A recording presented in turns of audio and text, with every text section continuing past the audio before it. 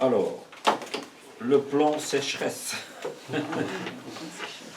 Alors, cette année, on a été un peu gâtés, très gâtés. Hein. C'est tout sec. Voilà. Et c'est comme ça des cycles, et ça se répète régulièrement maintenant, depuis qu'on sent qu'il y a un changement dans le climat. On a, ouais, c'est des choses anormales. Hein. Comme on a des périodes de sécheresse, ça dure beaucoup plus longtemps qu'avant. Comme ici, ben, voilà. Et ça se cale justement à un moment où on doit semer et planter des choses. Alors, voilà, on a eu pas mal d'eau juste avant. Donc, au printemps, on a été bloqué avec de l'eau en mars-avril, début mai. Et ensuite, le vent a tourné, un anticyclone s'est mis là au nord de l'Europe. Donc du coup, on est balayé par du vent du nord-est déjà depuis 3 semaines. Hein. Ouais, voilà, c'est froid enfin, le soir, au matin. Et alors, c'est un vent sec. Donc les jardiniers chevronnés savent que quand on a du temps sec comme ça, ben, il n'y a rien qui pousse. Hein. Les gens qui sont plus ou moins en vacances, ils sont contents. Ils disent, oh, on a du soleil tout le temps. Le soir, ben, c'est rien, on met une petite laine, on va sur une terrasse avec un chauffe, pour siroter. Ouais, ouais. Oh, ils sont contents, hein, mais bah, nous, on n'est pas très contents. Cette météo-là. Alors, si en plus, bon, le sol est nu, ben, on voit que, bon, même si on a un bon sol, que ça se fissure. Hein. Donc on voit que ça fait comme des cratères un petit peu. Alors là, je ne dis pas ceux qui ont vraiment retourné leur sol, ou ben, ils ont fait des grosses mottes, c'est tout des boules. C'est vraiment à décourager les jardiniers. Hein. Donc ça, c'est un truc qu'il ne faut jamais faire, parce que c'est un peu des trucs anciens, hein, c'est dire, ouais, on va retourner à grosse motte pour bien essuyer le sol. Ouais, surtout pas faire ça. Ouais, mais ça, c'était dans l'optique qu'on avait des grosses gelées et que ça s'effritait. Voilà. Ouais. Et alors, bon, je vais pas en parler, que justement, il y a quand même des méthodes beaucoup plus durables qui permettent justement de ne plus avoir ce sol tout compact. Et c'est améliorer son sol, et de mettre de l'humus dedans. Ça, c'est beaucoup plus efficace que de laisser des grosses mottes la sécher. Et maintenant, on se casse les reins pour casser tous ces boules là. Alors, ben ouais, il y a tous ces chamboulements, ben, il n'y a rien à faire. Hein. On doit s'adapter à ce changement climatique et essayer de trouver des solutions, on n'a pas de choix. Alors il y a des actions à mener à long terme au jardin et d'autres, des quelques techniques qu'on peut adapter tout de suite pour dire de sauver un peu les meubles. Alors tout d'abord, c'est la nature du sol. Donc tout le monde n'est pas égal face au problème de sécheresse en fonction du type de sol qu'on a dans son jardin. Là encore, il y a des gens qui disent « Ouais, moi j'ai un sol argileux, je vais faire venir des camions de sable pour alléger un travail monstrueux avec des dépenses d'énergie vraiment incroyables. » Et ça ne résout pas vraiment le problème en cas de sécheresse, parce que, je vais vous dire d'ailleurs que le sable, ça fait drainer, et on a encore beaucoup plus de sécheresse dans un sol sablonneux. Donc il faut accepter le type de sol que l'on a et adapter des stratégies pour l'améliorer. Souvent c'est ça. Donc j'ai parlé de 3 types de sols que l'on trouve en général par ici. Bon, c'est le sol argileux, c'est souvent en Moucron par exemple, c'est souvent ça qu'on a. C'est un sol lourd, compact, qui est lent à se réchauffer. Et ouais, sur des lignes. Donc l'argile est disposée en strates, c'est en couches comme ça, c'est comme un feuilleté. Et souvent, l'argile est en structure très fine, donc plus fine que le sable. Donc, ça veut dire que bon, ça retient bien l'eau, les engrais, et en même temps, il y a une bonne capillarité. C'est-à-dire que, au plus que le sol est constitué de choses fines, au mieux que l'eau du sous-sol va remonter par capillarité dans la structure du sol. Et ça, souvent, c'est quelque chose qu'on oublie. On pense toujours que c'est l'eau qu'on apporte au-dessus qui fait que ça va empêcher la sécheresse. Mais non, il y a aussi toute cette eau qui est en dessous que l'on doit préserver. Et voilà, au cours de l'été, c'est cette eau-là qui va servir d'alimenter aussi les plantes. Donc, ce sont des canaux étroits. Bon, prenez pour l'argile, c'est quelque chose qui fait, c'est une structure qui fait remonter l'eau facilement du sous-sol. Dans les sols sablonneux, c'est léger, plus pauvre, mais se réchauffe plus vite. Donc pour les cultures précoces, c'est intéressant. Mais il retient mal l'eau et les engrais. Donc en été, on constate des sécheresses beaucoup plus rapides dans ces sols-là. Pourquoi? Parce que la structure, elle est aussi plus grossière. Donc les grains de sable, c'est un genre de silice, voilà, ça fait un grain plus gros que l'argile. Du coup, il y a plus d'espace entre chaque grain. Donc les canaux sont plus grands, plus larges. Et l'eau, donc c'est de la physique, hein, l'eau arrive moins bien à remonter quand les canaux sont larges. Ou plus que c'est serré, ou plus qu'il y a de la capillarité. Dans ces sols sablonneux, souvent l'eau de pluie qu'on a eue pendant l'hiver sont descendues très profondément et n'arrivent plus à remonter et alimentent plutôt les nappes phréatiques ou bien retournent à la mer. Donc ces sols-là retiennent très mal l'eau. Alors on a un peu une structure intermédiaire entre l'argile et le sable, c'est le limon. C'est un peu un mélange des deux. Donc c'est à peu près les meilleures terres de culture. Et l'argile n'est plus vraiment en strates, donc en couche, mais plutôt en forme de boule.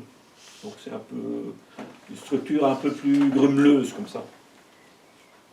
Et ça laisse bien passer l'air et l'eau.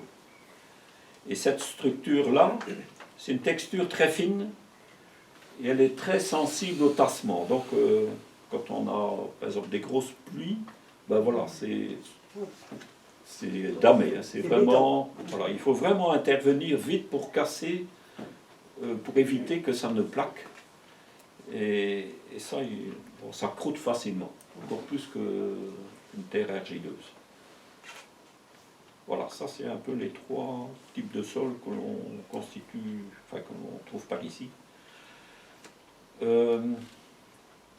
Donc, la plante a besoin du sol pour pousser et le sol a besoin de la plante pour éviter son érosion.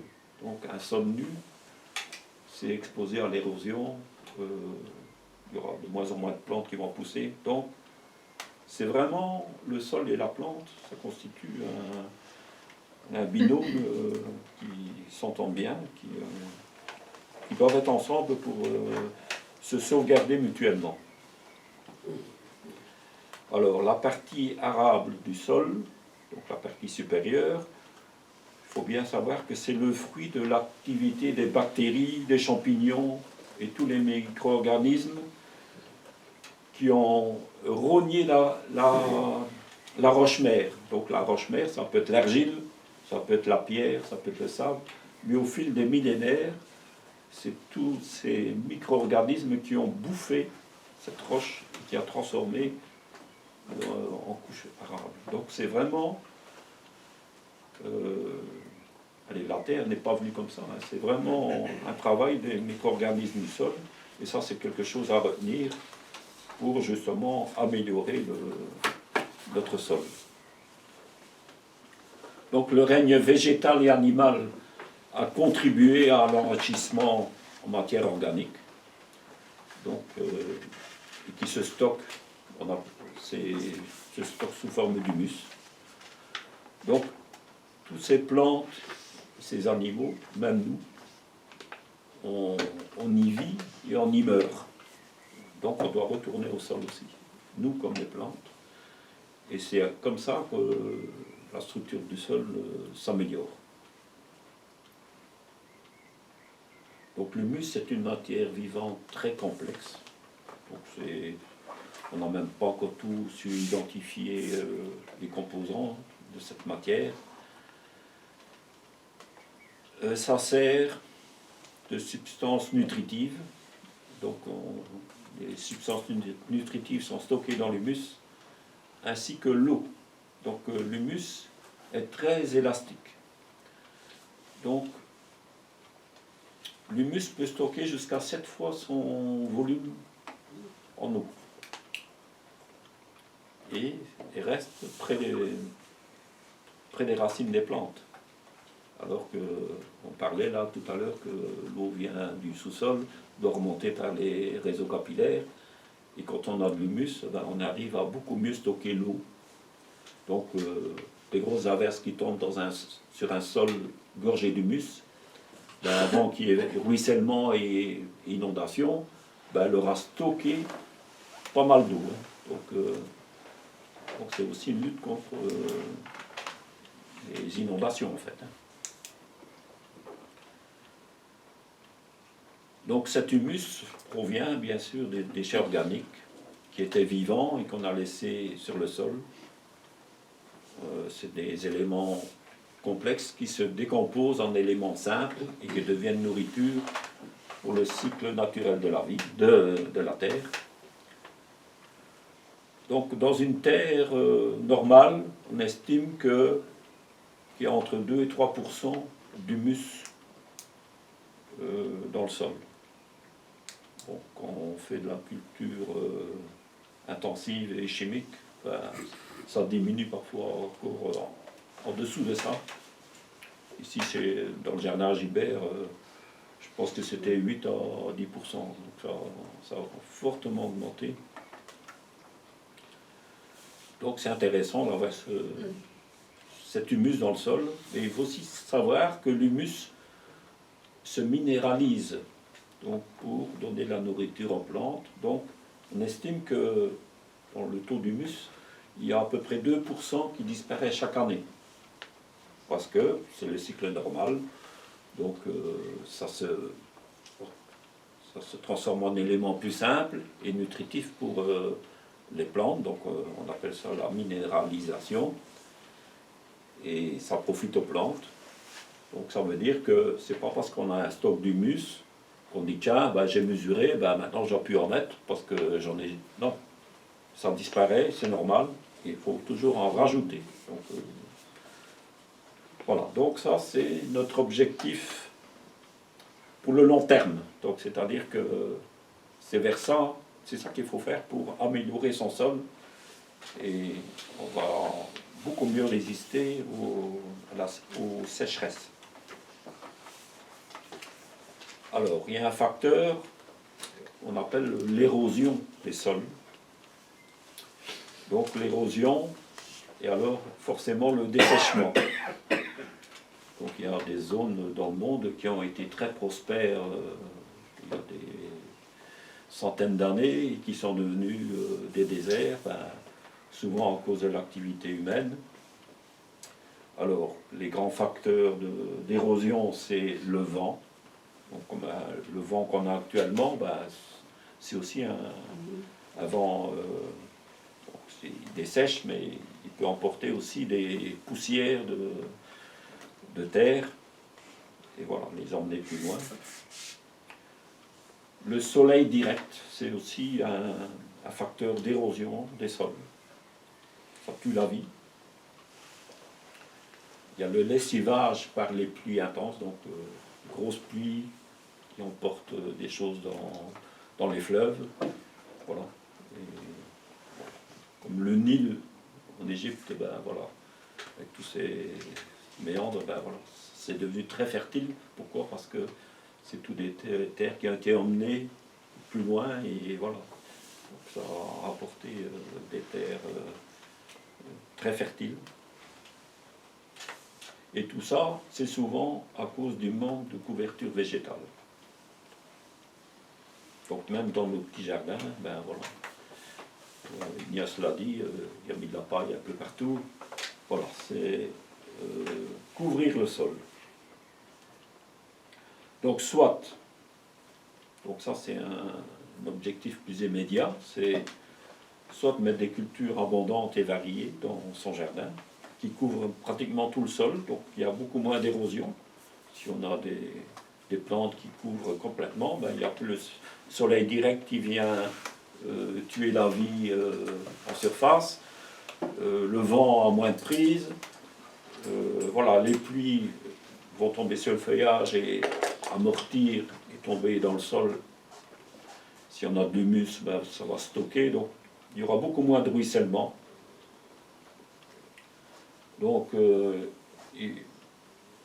on peut aussi ajouter des matériaux, des déchets végétaux, soi-même.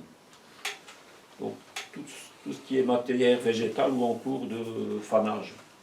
Donc on pourrait très bien, si on a un grand terrain, consacrer une partie du terrain pour la fauche et venir utiliser ça un peu comme le foin et venir apporter ça en couverture entre nos rangées de légumes dans le potager.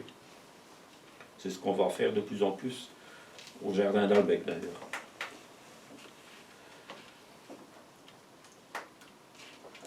Alors, il y a aussi par des paillages faits de matériaux de fauche ou de taille, donc le foin, la paille, le BRF. Donc de gazon. Voilà, ouais. Mais c'est chaud, moi je Ouais. On peut considérer ça un peu comme le foin. Le foin, c'est un peu plus... L'herbe est plus longue et plus haute, donc ça tient, ça étouffe moins que la tonte de gazon. La tonte de gazon, il faut vraiment mettre une fine couche, ou bien mélanger avec d'autres matériaux. Parce que si on met trop, ça étouffe un peu. Donc au plus que c'est grossier, au plus que ça reste malgré tout aéré, ben, ça fait une couverture. Donc, j'ai dit foin, paille, BRF, du compost brut, donc les choses qui sont... En moitié consommée. Ouais, qu'on dit, bah, souvent on entasse ça dans un bac à compost, ben voilà, on peut très vite vider son bac à compost et mettre entre des légumes, ben voilà, ça va protéger. Moi je fais du compost de surface, je mets tout, voilà. épluchure et tout. Mais malgré tout, bon, pour les gens qui n'aiment pas trop, ben, il y a eu un pré-compostage, bon, ça paraît un peu moins... Hein, si on jette des pures d'orange comme ça dans son jardin, bon, ça ne plaît parfois pas à tout le monde. Hein. Et à cette saison-ci, ça se décompose très vite. Hein. Mais, excusez-moi Michel, plutôt foin ou plutôt paille pour vous? Foin. Moi, j'ai dit, le foin est plus riche que la paille. La paille, il y a beaucoup c'est beaucoup plus carboné. Le foin, il y a un peu plus d'azote. Tout dépend à quel stade ça a été fauché. Bien sûr, il y a déjà la graminée, enfin les grains dedans, forcément. Mais si on met des couches, c'est aussi la lumière qui fait germer les graines. Donc si on remet chaque fois des couches sur le sol, ben, il n'y a plus de lumière, donc ça c'est moins bien germé aussi. Donc si au fur et à mesure de la saison, on a toujours ajouté des matériaux, vous n'allez pas avoir beaucoup de levée de mauvaises herbes. Hein. Parce que cette année, qu'est-ce qu'on a eu comme mauvaise au départ? Alors, autre chose que parfois on ne pense pas non plus, surtout jamais laisser un sol nu et piétiner. Bon, parfois on veut buter les pommes de terre, voilà, on a travaillé, et alors à côté on a marché, et on ne pense pas à repasser un coup de cap-dent ou de croc. Ah ben là, où vous avez piétiné, hein, ben ça va devenir un vrai béton, surtout du temps comme ça. Donc là, vraiment, allez, c'est pas être maniaque, c'est vraiment, parce que souvent on dit, ouais, tu passes ton petit cap-dent là pour que ça fait propre. Mais non, c'est vraiment pour casser le...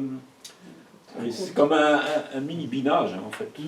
Et ça empêche que l'eau qui est dans le sous-sol s'évapore donc, par ces canaux justement. Alors je ne vais pas y arriver, j'ai 11h30. Alors je vais peut-être juste parler justement de ce...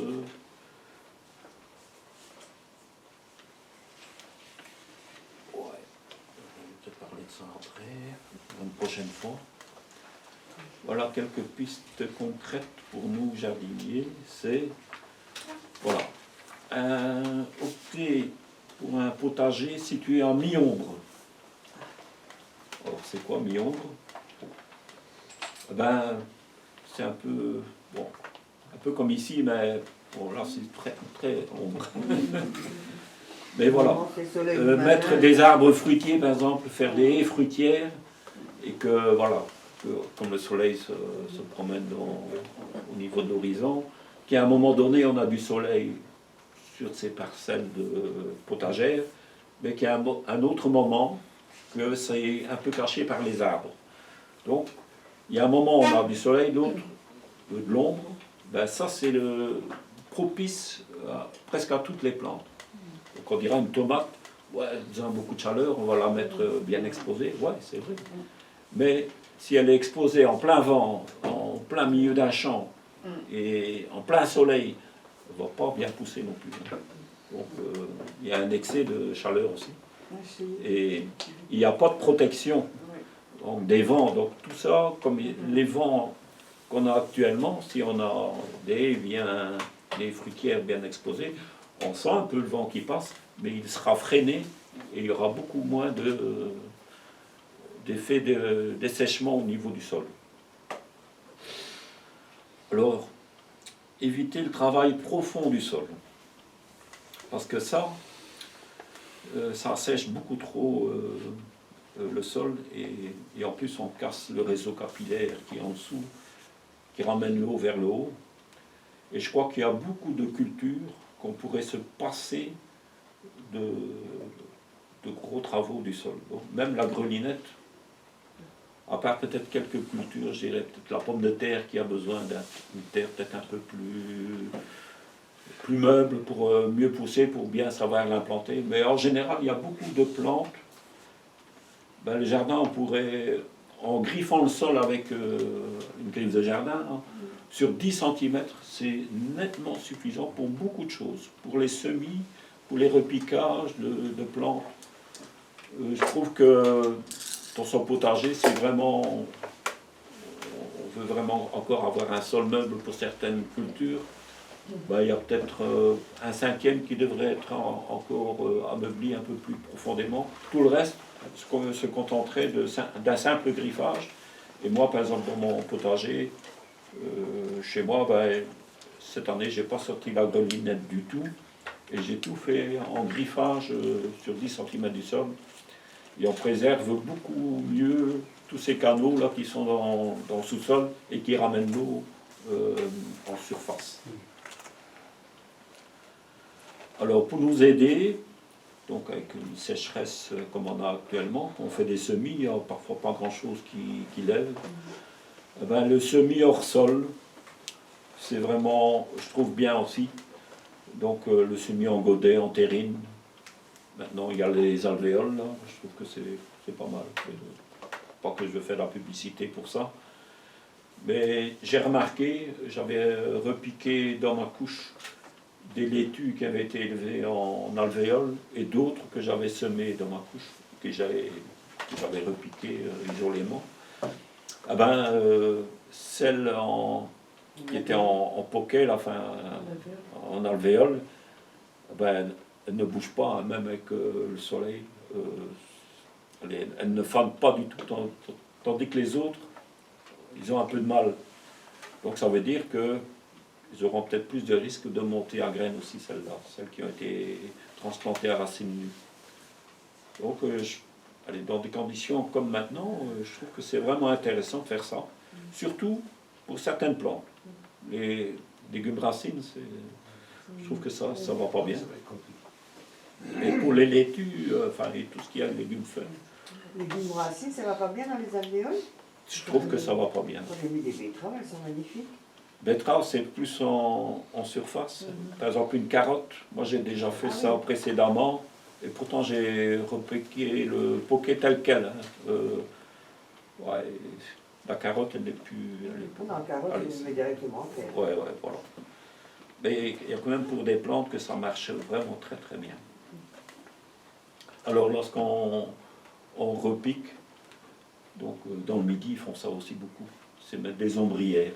Donc, ne fût-ce que pendant quelques jours ou quelques semaines. Donc ce qu'on a fraîchement repiqué, ben voilà, il faut le temps que la plante installe ses racines et aille pomper cette eau qui est un peu plus profonde. Et une fois que les connexions sont faites, ben voilà, elle pousse, ben alors là on peut enlever l'ombrière, ça peut être des paillassons, c'est à une certaine hauteur. Et je vois même dans le midi, ils mettent des ombrières permanentes à hauteur d'homme. Et ça permet d'ombrer des cultures qui souffrent de la chaleur. Donc voilà, je trouve Le soleil, il connaît encore plus là-bas que par ici. Hein. Ah oui, On a un soleil et la du- sécheresse commence encore plus tôt on a que par chez nous. Un soleil du midi en ce moment. Alors, j'ai terminé avec ça. Donc toujours essayer d'avoir des matériaux pour couvrir le sol. Donc rien ne devrait partir à la déchetterie. Donc tout ce qui provient du jardin doit retourner au jardin. Donc même les trucs de taille, bon, on peut s'acheter un petit broyeur et ça nous aide beaucoup. On n'est pas obligé, on peut s'amuser avec un sécateur aussi, mais voilà. Même les tailles d'arbustes à floraison printanière qu'on a commencé à tailler, ben voilà, on broie tout ça et on met sur le sol, en surface, jamais enterré. Et là, vous avez une couverture, ça fait nourriture en même temps, protection contre la sécheresse. Voilà, c'est vraiment... Sauf les résineux. Comment? Sauf les résineux. Même en surface, et que c'est pas que ça, ça marche bien aussi. Voilà, si. Moi, je fais plus de distinction. Bon, j'ai pas de résineux chez moi, mais bon, j'ai la haie de mon voisin qui a été plantée un peu près de la clôture. Bon, moi je la taille parce qu'il ne s'est plus passer derrière, il a laissé pousser contre ma clôture. Bon, pour éviter que lui n'aille chez moi, ben, j'ai dit bon, c'est convenu comme ça, ben, je vais la tailler tant que je sais le faire. Mais c'est pas pour ça que je vais porter à la déchetterie. Hein. Je mets ça en couverture, soit à nouveau entre les arbustes d'ornement, ou même je mélange un peu avec mes restes de déchets et en surface. Et ça marche très bien aussi. Les petits fruits, ça va bien. Comment? Les petits fruits. Oui, framboisier, fraisier, tout ça, ouais, ça adore ça. Hein. Ça crée des mycorhizes, enfin le broyat. Mais même quand c'est un peu acide, ça ne fait rien. Bon, ben je vais laisser le reste pour une autre fois parce que ça va être trop long. Et je ne voudrais pas vous empêcher de boire votre petit apéro du dimanche. Bon, Et je vous souhaite un bon appétit. 53 060. Ouais. C'est bête ce que tu dis. Ah ouais. Ah ouais, j'espère qu'il y en a encore. Hein. Ah, oui, c'est bien.